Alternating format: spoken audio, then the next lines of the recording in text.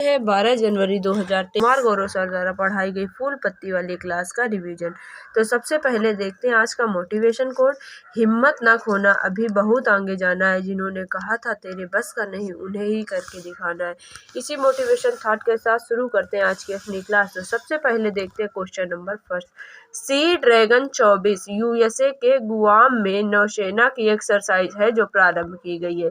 इसमें 4 देशों ने भाग लिया, यूएसए, इंडिया, जापान और ऑस्ट्रेलिया। ये चारों देशों को मिलाकर बनता है क्वाड।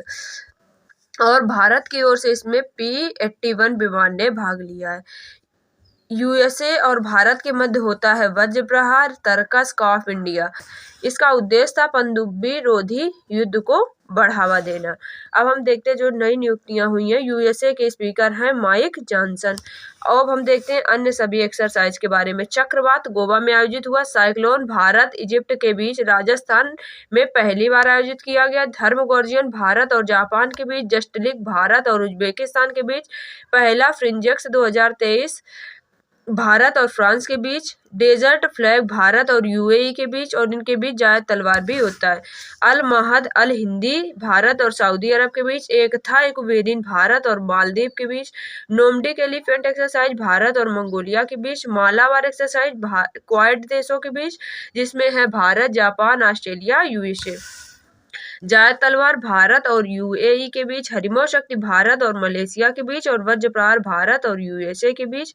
काजिंद भारत और कजाकिस्तान के बीच। इसी के साथ हमारा क्वेश्चन नंबर फर्स्ट हुआ पूरा। अगर आपने अभी भी हमारे चैनल को सब्सक्राइब नहीं किया है तो जल्दी से कर लीजिए, क्योंकि सर की डेली रिवीजन क्लास वीडियो हम इसी चैनल पर अपलोड करते हैं। और इसके साथ साथ जो सर स्पेशल क्लास लेते हैं, जैसे यूपी पुलिस के लिए जो ले रहे हैं अभी हाल ही में, और उसके साथ साथ यूपी पीईटी के लिए। यदि आप यूपी से संबंधित किसी एग्जाम के लिए तैयारी कर रहे हैं तो यूपी पीईटी की ब्रह्मास्त्र जो सर ने ली थी उसको लेना ना भूलिए। इन सभी क्लासेस की लिंक डिस्क्रिप्शन बॉक्स में है। और टेलीग्राम के लिए ज्वाइन कीजिए हमारा टेलीग्राम चैनल, जिसकी लिंक डिस्क्रिप्शन बॉक्स में है। उसमें हम सभी क्लासेस की पीडीएफ अपलोड करते हैं। जिन इससे क्लास रिवीजन कराते हैं जिस नोट्स से, उस नोट्स की पीडीएफ भी हम इसी चैनल पर अपलोड करते हैं। टेलीग्राम की लिंक डिस्क्रिप्शन बॉक्स में दी गई है, जिसको आप चाहें तो ज्वाइन कर सकते हैं। अब हम देखते हैं अपना क्वेश्चन नंबर 2।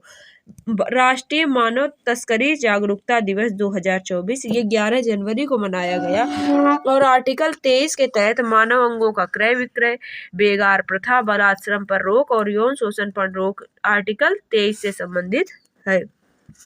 जनवरी माह को मानव तस्करी रोकथाम माह के रूप में मनाया जाएगा। और 10 जनवरी को मनाया जाता है विश्व हिंदी दिवस। 9 जनवरी प्रवासी भारतीय दिवस। 12 जनवरी राष्ट्रीय युवा दिवस। और युवा महोत्सव इस बार नासिक महाराष्ट्र में आयोजित किया गया।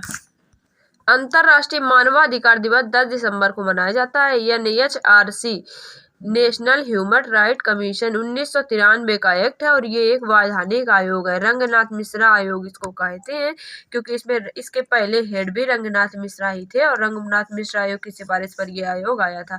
और वर्तमान में है जस्टिस अरुण मिश्रा इसके हेड।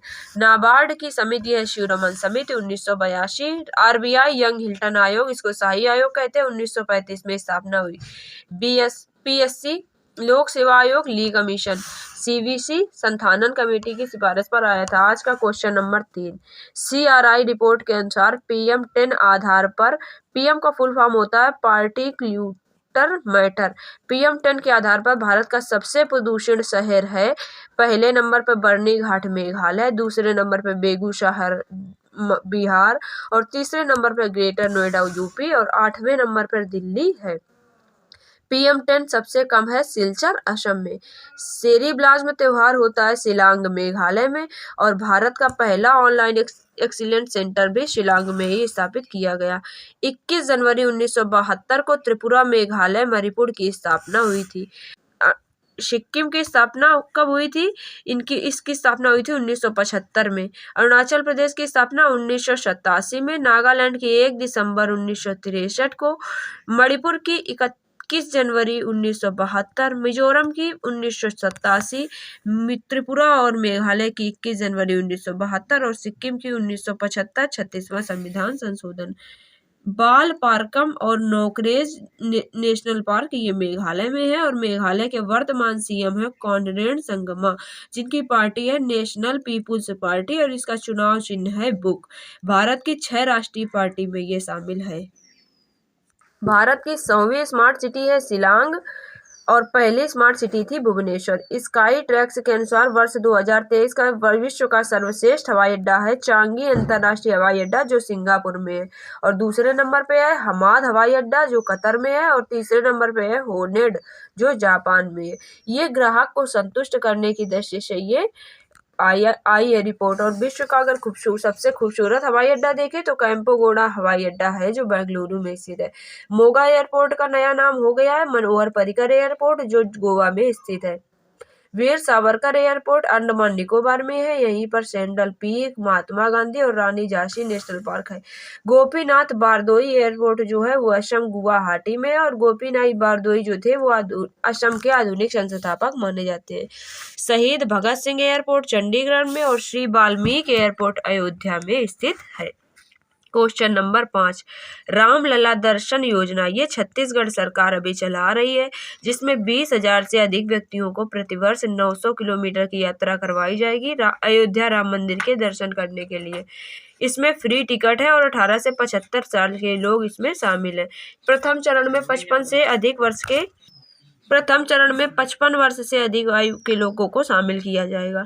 और छत्तीसगढ़ के सीएम है विष्णुदेव और जो डिप्टी सीएम है वो है अरुण राव। 22 जनवरी 2024 को रामलला की प्राण प्रतिष्ठा का कार्यक्रम होगा, जो 2.77 एकड़ में ये मंदिर बनवाया गया है। ये मंदिर 3 मंजिला होगा और इसके प्रमुख शिल्पकार हैं चंद्रकांत सोमपुरा। राम भगवान की प्रतिमा का पत्थर जो है वो शालीग्राम नेपाल से आया है और इसमें लोहे और स्टील का यूज नहीं किया जाएगा। मंदिर बनाने में 2000 से अधिक क्षेत्रों से मिट्टी लाकर इसकी नींव रखी गई थी। और हाल ही में भी हनुमानगढ़ी के लड्डू को भी अयोध्या के लिए जीआई टैग दिया गया। अन्नपूर्णा रसोई योजना, इसका नाम हो गया है, जो पहले था इंदिरा रसोई योजना। ये राजस्थान की है और 8 रुपए में भोजन दिया जाता है। इसकी थीम है कोई भूखा ना सोए। झूमिंग खेती, इसको स्लैश एंड बर्न भी कहते हैं और अंडमान निकोबार में दीपा कहते हैं, जो बस्तर में भी कहते हैं। छत्तीसगढ़ में तीजन बाई फेमस है, ये पिंडवानी डांस करती है। हरेली छत्तीसगढ़ का है और हरेला उत्तराखंड का। आज का क्वेश्चन नंबर 6, अगर आपने अभी भी सब्सक्राइब नहीं किया है तो कर लीजिए। @गाँव वाली जॉब एक्सपीरियंस नाम से यूट्यूब चैनल है और टेलीग्राम चैनल का नाम है @गाँव वाली, जिसको आप टेलीग्राम पर सर्च कर सकते हैं और लिंक भी डिस्क्रिप्शन बॉक्स में दी गई है। भूटान के नए पीएम है शेरिंग टोब्गे, ये दूसरी बार बने हैं। पहली बार 2013 से 18 में बने थे और इनकी पार्टी का नाम है पीपुल डेमोक्रेटिव पार्टी। भूटान की ये पहली पंजीकृत राजनीतिक दल है पीपुल डेमोक्रेटिव पार्टी। पुष्प कमल दहन ये नेपाल के पीएम हैं और शेख हसीना जी हैं बांग्लादेश के पीएम। रनील विक्रमसिंघे हैं श्रीलंका के।